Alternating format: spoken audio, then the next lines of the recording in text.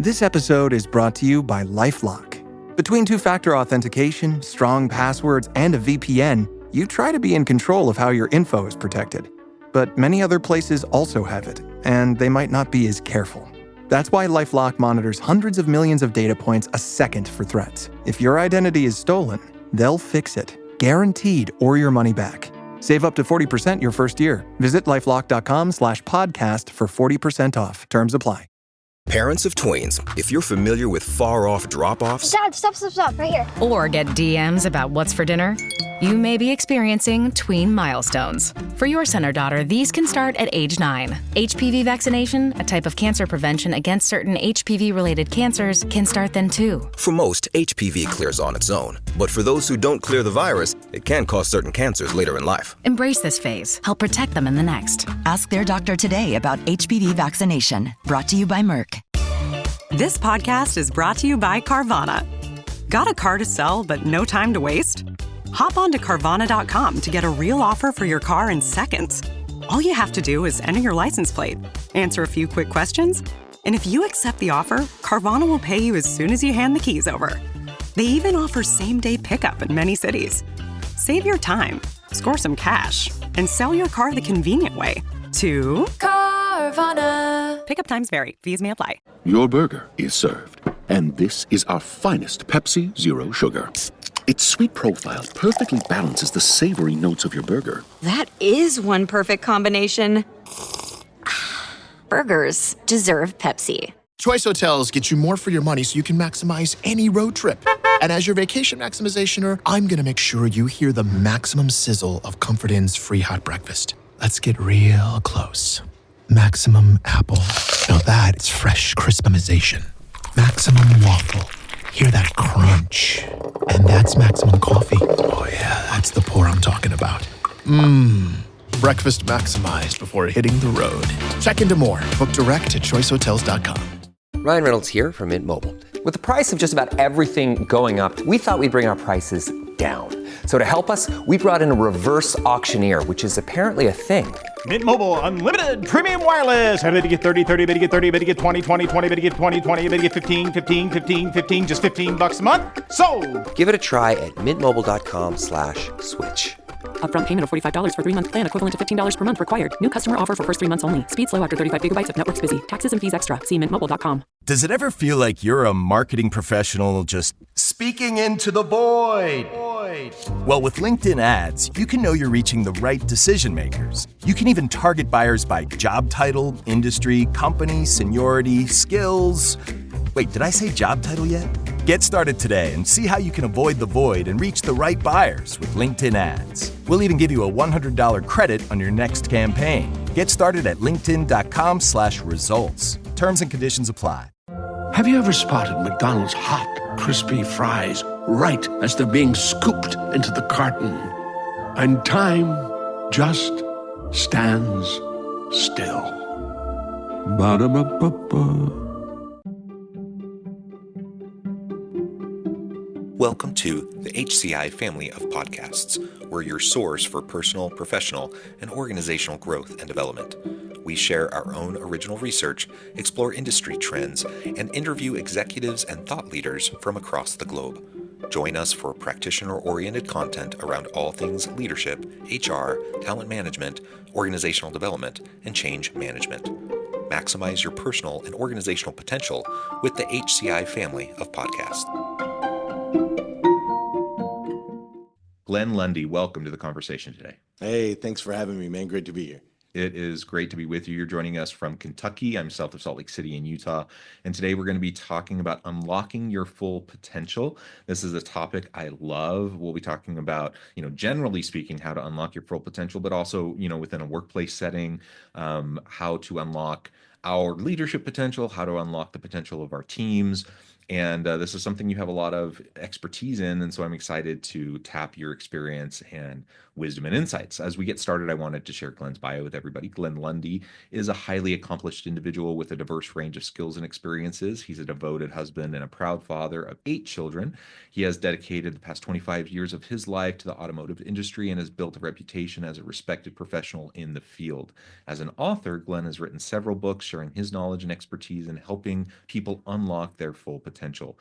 He is a sought-after motivational speaker using his experiences to inspire and encourage others to achieve their goals. He has also achieved the winner of the Great American Speak-Off. In addition to his successful career, Glenn is also founder of the 800% Elite Automotive Club, a membership-based organization for people in the automotive space. He hosts a daily morning show called Rise and Grind. I think all of that is tremendous. I'm going to pause there. Anything you would like to share by way of your background or personal context before we dive on in? No, man. I think the only thing I would probably share there is I wish my kids could, do an intro like that for me every time I walked into the house. Man, you made me sound great over there, bro. I like that. Me too. So you have me beat. I only have 6 children. Okay. And that's a good I might be a wee bit younger than you. I'm not sure. My kids age 11 to 21, and they definitely aren't impressed by me. And so they razz me every chance they get, and they would never share a bio like this about me when I walk in the room. That is a fact. That is a fact. Yeah, I've got 8. I've got 9 is on the way. My wife is currently pregnant with number 9. And congratulations. We have a 25-year-old, and then there's a 10-year gap, and then they go from 15 all the way down to newborn. So 6 girls going on 3 boys. It's been a wild ride. Yeah, awesome. 4 girls, 2 boys for me. So congrats, man. I kind of get it. I get the 6 is plenty. 6 is plenty. That's for sure. Yeah. Well, this is awesome to have a chance to sit down with you. I'm just curious, with your diverse background, obviously automotive industry is a big piece of that. How did you get into the space of writing, of speaking, sharing your expertise? Because obviously a lot of what you do transcends the automotive industry. Yeah, for sure, man. Early in the bio there, you talked about unlocking your full potential, and I'm one of those guys who have been blessed with living multiple lives in one lifetime. That'd be the best way to describe it. And I spent a big season of my life not leaning into my full potential, not attempting to reach my full potential. None of those things. And that season of my life ultimately led me to a really down and dark place, right? So there was a season of my life where I was homeless, a season of my life where I was in a deep depression, suicidal thoughts, suicidal attempt. I attempted to take my own life, in and out of jail, et cetera, et cetera, et cetera. And I was in automotive during that season of my life. I was in the auto industry, but I was allowing the auto industry to be the catalyst of everything kind of in my life. I was allowing it to influence me in a negative way, would be the best way to put it. It was in an environment that was high pressure, super intense, not a whole lot of integrity. There wasn't a lot of moral values. It was just whatever. And I allowed that to bleed into every other aspect of my life. So fast forward after that, rock bottom moment, for lack of a better word, I came to realize that you, me, and others, we all have this innate ability where we are actually the catalysts of what happens in our lives, whether it be good or bad. We're not victims to, but we're actually responsible for. And once I realized that, once I made that shift, it was like, oh, well, okay, if I'm responsible for and I'm the catalyst of the things in my life, can I be the catalyst of good things in my life? And in order to, for the answer to that to be yes, I've got to understand my full potential. What am I capable of, right? Yeah. And so I went on a journey of personal development, spiritual development, and that journey led me back to the auto industry. But this time I decided, instead of the industry making an impact on me, I'm going to make an impact in the industry. In order to do that, I had to have massive levels of success. In order to do that, I had to write books. In order to do that, I had to speak on stages. In order for me to be a positive impact and influence in the industry, energy, I had to show up, right? Versus just allowing it to breathe down on me. And so that's really what led to all the other things, the writing, the speaking, and so on and so forth, was this innate desire to unlock my full potential and have a positive impact on an industry that ultimately I love. Interesting. I appreciate your vulnerability and sharing a little bit about your background. We all have ups and downs, and my experience has been that we're all on a bit of a winding road. Very few people have kind of a linear path in life. We're kind of winding and zigzagging around. And so, being able to face those challenges and to learn from them, I think is what life is all about. And you said something, towards the beginning of sharing that, that intrigued me, that being able to acknowledge, perhaps the environment that you were in, was not the best for you at the time. But also learning, so acknowledging that's the case for a lot of us. We might find ourselves in a given environment with external pressures, external triggers, whatever, that aren't great for us for whatever reason, right? Yeah, no doubt. It's good for us to be able to acknowledge that, but it's also good for us to be able to recognize and acknowledge also our own power, to be able to respond, and have power and choice in how we respond, and that we can take action in what we choose in response to those stimuli around us. And that's something that you were able to do, to make some life changes, to make some adjustments, probably some mindset shifts, other life choice shifts, those sorts of things, to the point where later in life you're actually able to go back into that environment, the one that had been negative for you, and now you're able to actually have a very positive experience in that environment. So two things. One, I want to acknowledge that, yes, we can be in negative environments. Sometimes it's good for us to pull ourselves out of those negative environments, because external environments and pressures can cause harm to us. And it's good for us to be able to know that and acknowledge that. But two, we have power, we have choice, and we can choose how we respond.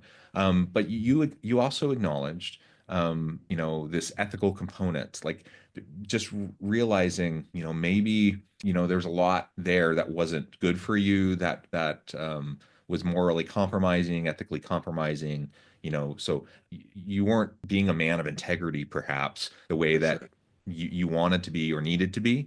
And now fast forward, now you have a better sense of where you want to be, the values that are core to who you are. So you go back into this environment. Now you're a person with a mission, a person with a purpose, right?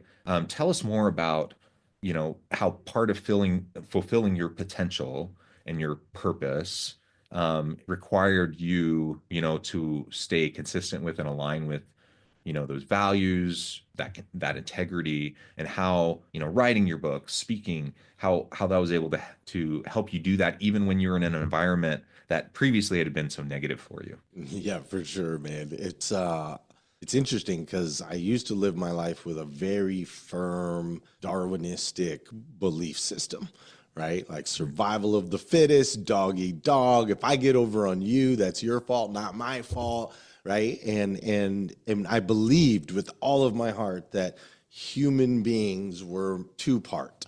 We were mind and body.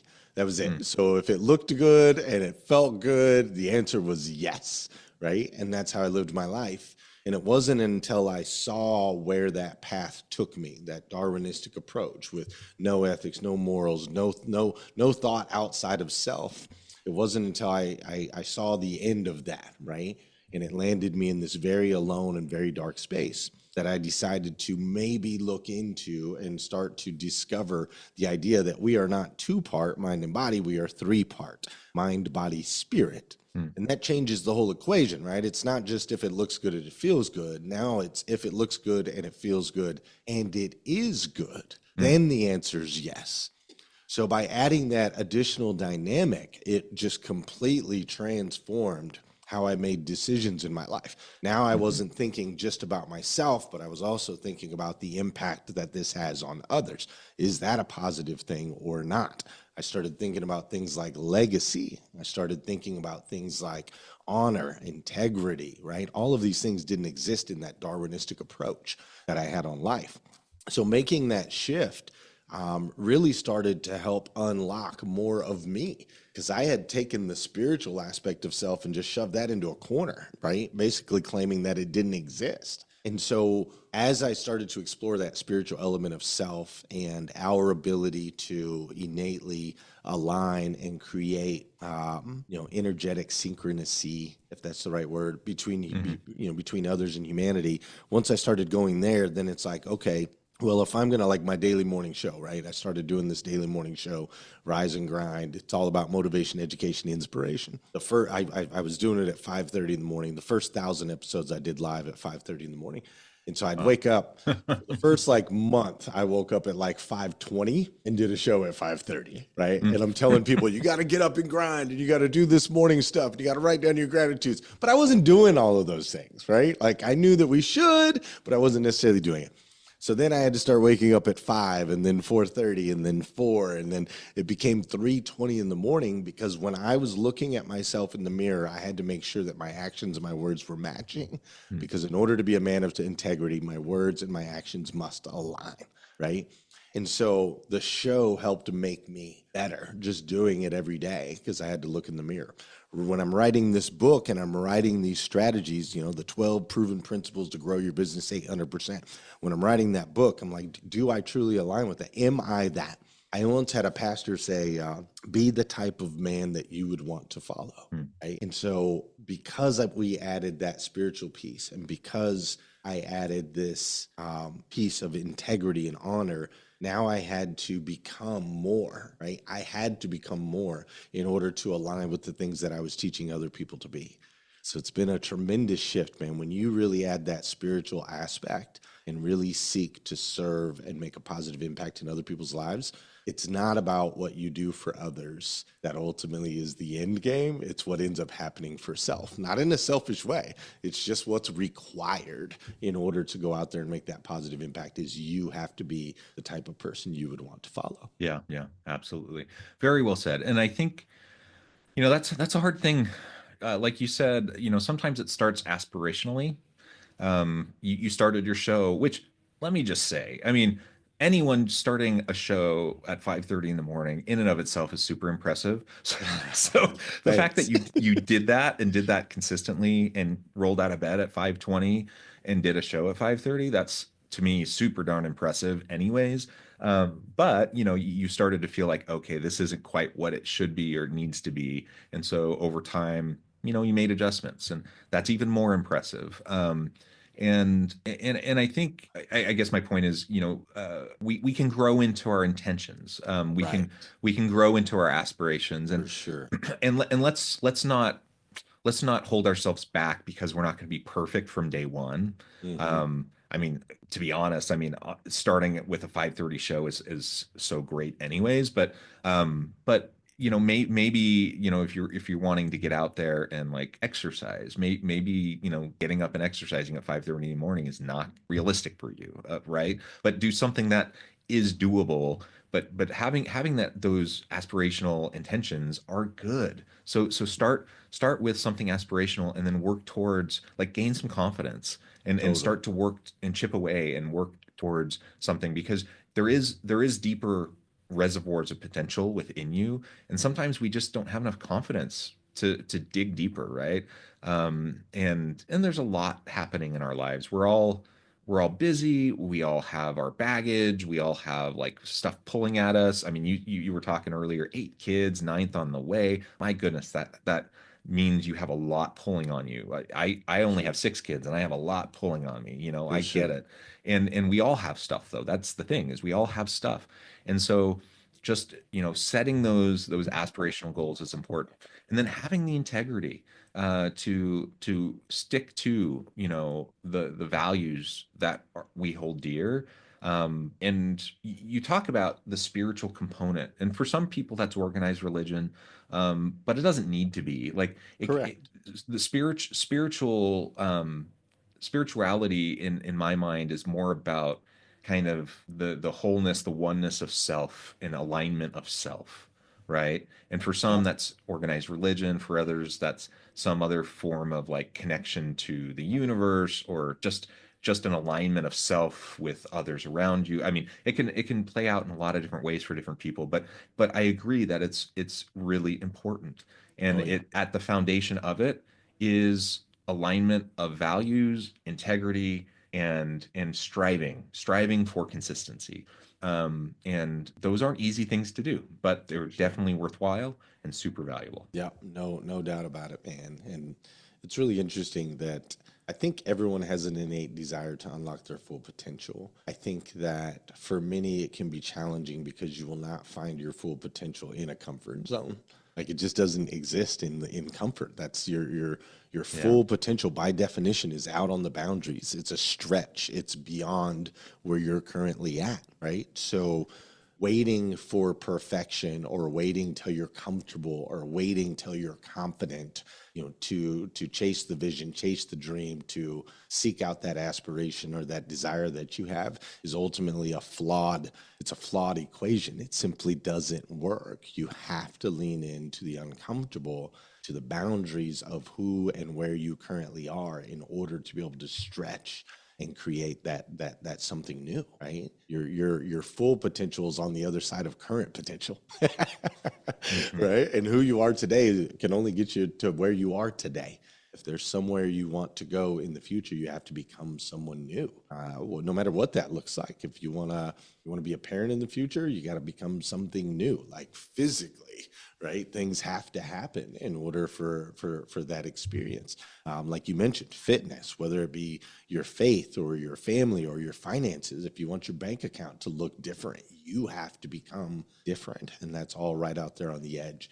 Luckily, I've learned that in the last, and I'm still doing that every single day today. But luckily, this season of my life, the last 15, 16 years, I was able to learn that particular lesson. And I'm not afraid to start anything, man. I'll start it all, right? And I might fail or fall or flop or whatever, but there's always going to be some sort of lesson or extension of self. And that's the power of us being spiritual beings. We're not limited to just mind and body. There is another element. There's another aspect. And we were designed as creators with the ability to create. So just keep leaning in on it, man. Just keep leaning in on it.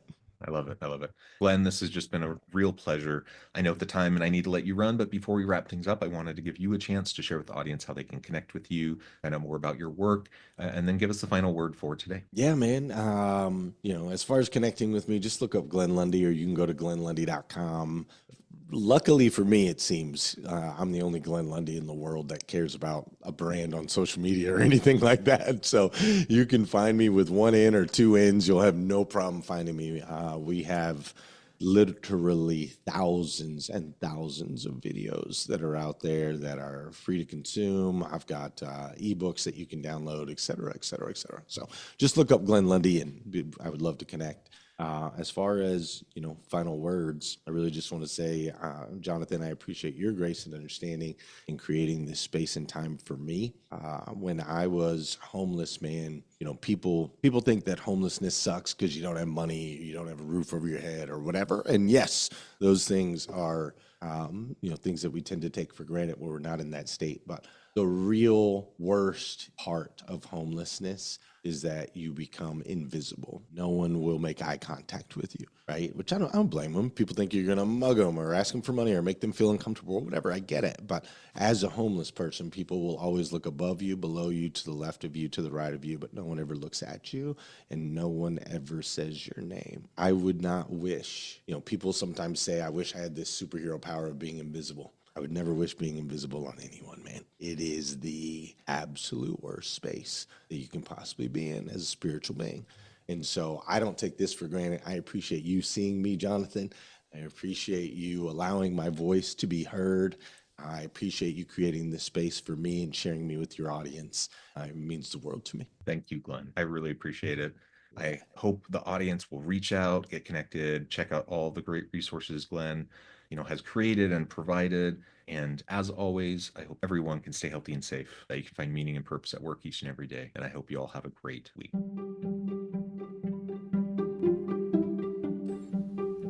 Thanks for joining us for this episode of the podcast. We hope you stay healthy and safe, and please join us again soon.